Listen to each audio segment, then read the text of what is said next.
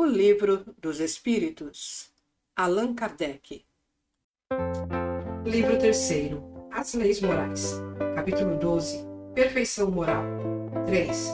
Do Egoísmo. Parte 1. 913. Entre os vícios, qual o que podemos considerar radical?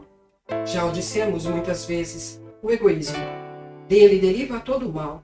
Estudai todos os vícios, e vereis que no fundo de todos existe egoísmo. Por mais que luteis contra eles, não chegareis a extirpá-los, enquanto não os atacardes pela raiz, enquanto não lhes houverdes destruído a causa.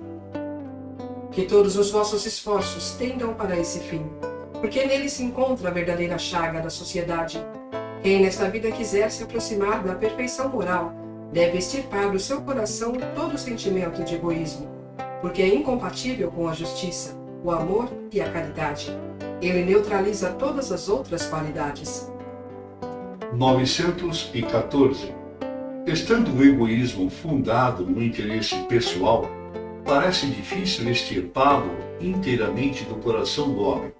Chegaremos a isso? À medida que os homens se esclarecem sobre as coisas espirituais, dão menos valor às materiais. Em seguida, é necessário reformar as instituições humanas que o entretêm e excitam. Isso depende da educação. 915. Sendo o egoísmo inerente à espécie humana, não será um obstáculo permanente ao reino do bem absoluto sobre a Terra? É certo que o egoísmo é o nosso mal maior, mas ele se liga à inferioridade dos espíritos encarnados na Terra e não à humanidade em si mesmo. Ora, os espíritos se purificam nas encarnações sucessivas, perdendo o egoísmo assim como perdem as outras impurezas. Não tendes na Terra algum homem destituído de egoísmo e praticante da caridade? Existem em maior número do que julgais, mas conheceis poucos, porque a virtude não se procura fazer notar. E se há um, por que não haverá 10? Se há 10, por que não haverá 1000? E assim por diante? 916. O egoísmo, longe de diminuir, cresce com a civilização, que parece excitá-lo e entretê-lo. Como poderá a causa destruir o efeito? Quanto maior é o mal, mais horrível se torna. Era necessário que o egoísmo produzisse muito mal, para fazer compreender a necessidade de sua extirpação. Quando os homens se tiverem despido do egoísmo que os domina, viverão como irmãos, não se fazendo mal, e se ajudarão reciprocamente pelo sentimento fraterno de solidariedade. Então o forte será o apoio e não o opressor do fraco. E não mais se verá homens desprovidos do necessário, porque todos praticaram a lei da justiça. Esse é o reino do bem que os espíritos estão encarregados de preparar. 917. Qual é o meio de se destruir o egoísmo? De todas as imperfeições humanas, a mais difícil de desenraizar é o egoísmo, porque se liga à influência da matéria, da qual o homem, ainda muito próximo da sua origem, não pode libertar-se. Tudo concorre para entreter essa influência, suas leis, sua organização social, sua educação. O egoísmo se enfraquecerá com a predominância da vida moral sobre a vida material e, sobretudo, com a compreensão que o Espiritismo vos dá quanto ao vosso estado futuro real e não desfigurado pelas ficções alegóricas.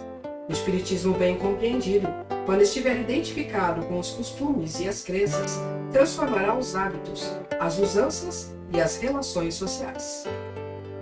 O egoísmo se funda na importância da personalidade. Ora, o Espiritismo bem compreendido, repito, faz ver as coisas de tão alto que o sentimento da personalidade desaparece de alguma forma perante a imensidade. Ao destruir essa importância, ou pelo menos ao fazer ver a personalidade naquilo que de fato ela é, ele combate necessariamente o egoísmo. É o contato que o homem experimenta do egoísmo dos outros que o torna geralmente egoísta, porque sente a necessidade de se pôr na defensiva. Vendo que os outros pensam em si mesmos e não nele, é levado a ocupar-se de si mesmo mais do que dos outros. Que o princípio da caridade e da fraternidade seja a base das instituições sociais, das relações legais de povo para povo e de homem para homem, e este pensará menos em si mesmo quando vir que os outros o fazem. Sofrerá assim a influência moralizadora do exemplo e do contato.